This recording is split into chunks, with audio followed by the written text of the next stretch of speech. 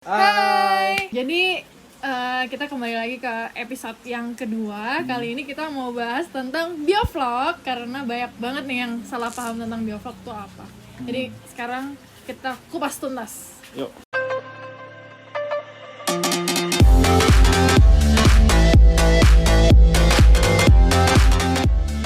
Nah, jadi sekarang kita mau kasih tahu, kan banyak yang nanya sistem di kolam kita tuh pakai biovlog atau enggak. Nah, di sini kita mau memberi penjelasan kalau kolam kita itu nggak pakai sistem biovlog, melainkan ya menggunakan sistem pengairan seperti biasa. Konvensional ya?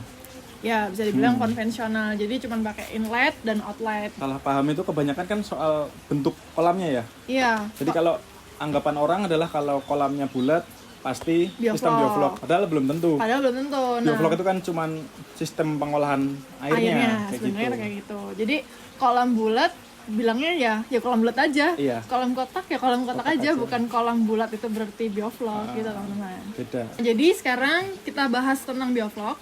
Apa sih biovlog itu? Apa itu Mas Bima? Biovlog itu gini loh, jadi kan untuk pembudidaya ikan, kebanyakan kan sekarang menggunakan model intensif yang kalau setahu saya ya, kebanyakan model intensif yang artinya pada tebar tinggi, kemudian tentunya limbah dari sisa pakan dan limbah dari kotoran si ikan tentu kan akan sangat banyak ya. Nah, kotoran yang menumpuk ini kan jadi amoniak yang tentunya akan bahaya. Betul. Bagi kualitas airnya si media budidaya ikan. Nah, biovlog ini adalah salah satu cara untuk mengolah air limbah untuk digunakan kembali oleh ikan. Jadi menggunakan bantuan bakteri kayak gitu. Iya, betul. Jadi modelnya itu adalah mengolah dari limbah amoniak si lele dan juga sisa pakan yang tidak termakan itu diolah lagi oleh bantuan bakteri untuk jadi salah satunya sumber makanan ikan kayak gitu. Itu dibantu oleh beberapa bakteri tuh, Ci. Iya, betul. Misalnya kayak bakteri itu juga bukan sembarang bakteri tapi ya harus ada bakteri yang jenis khususnya, yaitu istilahnya bakteri Lactobacillus. heterotrof. Heterotrof dulu. Oke, sorry, itu tadi jenisnya ya teman-teman. Iya, salah satunya yaitu Bacillus, Lactobacillus. Nah, Bacillus yang digunakan juga bakteri yang khusus, jadi bukan sembarang Bacillus yang digunakan. Umumnya yang digunakan adalah Bacillus megatherium. Megatherium ini banyak digunakan yang yang dominan untuk sebagai pengurai limbah air di budidaya tadi. Betul. Di media budidayanya kayak gitu.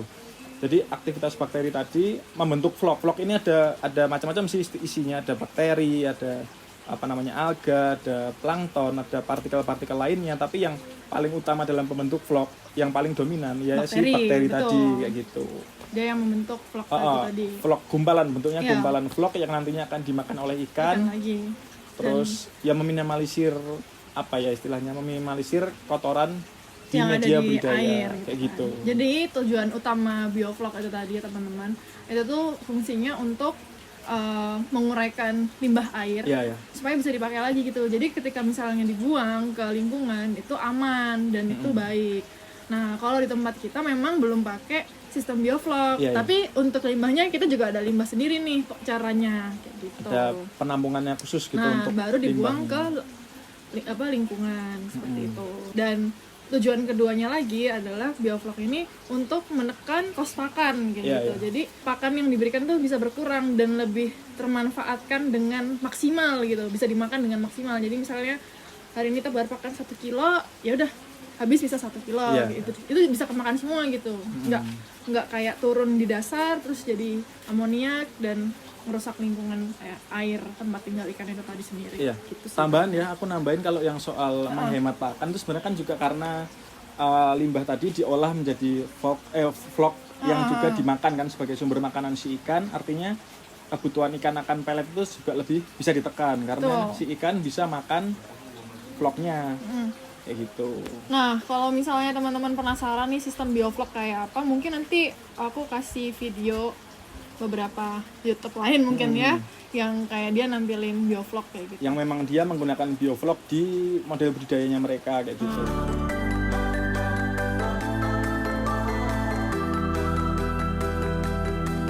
Seperti ini sudah siap tanam, ini sudah 1 minggu. Ini vlognya seperti kayak kecil-kecil seperti ini. Ini sudah siap tanam. Kegunaannya bakteri itu membantu bahan pakan kepada si lele seperti itu.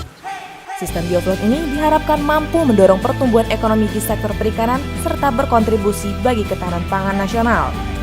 Mari mewujudkan perikanan budidaya secara berkelanjutan. Nah, mungkin sekarang kita bahas kelebihan dan kekurangannya dari bioflok kali ya Mas Bima. Jadi bisa dijabarkan kelebihannya bioflok apa tuh? Kalau bioflok, kelebihannya yang pertama lebih hemat air. Karena memang kotoran dari sisa budidaya kan dimanfaatkan kembali oleh ikan. Jadinya limbah yang terbuang dapat diminimalisir. Jadi lebih hemat air yang pertama. Penggantian tetap ada, tapi mungkin akan lebih baik kalau 4 atau 5 hari sekali aja, jangan terlalu sering karena memang untuk mempertahankan vlog yang masih ada di dalam airnya. Kemudian yang kedua, lebih hemat pakan. Relatif lebih hemat pakan karena memang pakan yang digunakan oleh ikan kan bisa ditambah dari vlog-vlog yang terbentuk tadi. Betul. Jadi untuk penggunaan pelet itu bisa lebih ditekan gitu kan. Jadi lebih hemat nih ya teman-teman. Terus yang ketiga, lebih cocok di sambungannya nomor 1 sebenarnya ya. Nomor 3 itu cocok di lingkungan yang daerah yang minim air atau mungkin di perkotaan juga lebih cocok karena memang lebih minim penggunaan air, penggantian air lebih minim, terus juga dengan bau yang tidak terlalu menyengat. Artinya ketika dia lokasi budidaya ini bersebelahan atau bersinggungan dengan penduduk itu akan lebih tidak terlalu bau lah gitu ya. Untuk kelemahannya yang pertama memang karena harus menggunakan aerasi. Sebenarnya bisa tanpa aerasi, cuman kalau mau tanpa aerasi ya berarti yang dikorbankan adalah padat tebarnya. Padat tebar nggak bisa terlalu tinggi kalau tanpa aerasi. Tapi sebaiknya pakai aerasi ya. Iya, sebaiknya dengan pakai aerasi. Tapi ya kembali lagi kelemahannya berarti kan ada kos untuk listrik yang harus dibayarkan. Betul. Listriknya juga ya lumayan ya. Iya. Kalau aerasi, jalan terus-terusan dan harus beli aerator juga gitu. Iya, perlu aerator. Terus yang kedua adalah kemungkinan untuk gagal dalam bioflok ini tetap ada. Pasti. Salah satunya misalnya airnya warnanya hitam atau ikannya gantung, ikan stres kayak gitu karena vlognya belum terbentuk. Itu kerap terjadi setahu saya, banyak pembudidaya yang mencoba bioflok tapi vlognya ini tidak terbentuk. Itu banyak faktor sih sebenarnya. Yang pertama misalnya kayak oksigennya kurang misalnya. Jadi langkah antisipasi untuk meminimalisir kegagalan pembentukan vlog dalam sistem bioflok memang yang pertama perhatikan aerasinya, yang kedua juga harus memperhatikan airnya karena budidaya ikan ini sebenarnya memelihara air sih kalau menurut saya. Kuncinya memelihara air gitu. Jadi kalau misalkan udah terlanjur hitam, ikan yang gantung, tidak nafsu makan, terus ikannya banyak muncul di permukaan, itu langkah yang bisa dilakukan yang pertama kalau saya melakukan sifon atau mengganti air, membuka outletnya sehingga kotoran semua kebuang dulu sekitar 30% dari ketinggian air. Setelah air baru gitu ya? Iya, masukin air yang masih baru. Terus yang kedua juga memastikan aerasinya ini cukup kayak gitu. Nah, sekali lagi teman-teman, di sini saya sama Mima mau ngingetin nih, kita juga di sini nggak mau menggurui atau gimana, tapi pembudidaya satu dengan pembudidaya lainnya itu mungkin punya patokan yang berbeda-beda. Jadi nggak bisa dipukul rata gitu, semua pembudidaya sama caranya, nggak bisa. Mungkin ada beberapa variabel yang mungkin di sini cocok, tapi dipakai orang lain tuh nggak cocok. Jadi gimana ya, kayak itu kayak seni lah ya. Jadi memang kuncinya ya mencoba. Beda-beda gitu. Jadi cocok-cocokan gitu.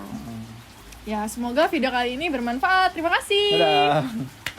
Don't forget to like, subscribe, and turn on your notifications. So, thank you so much for watching. Bye-bye.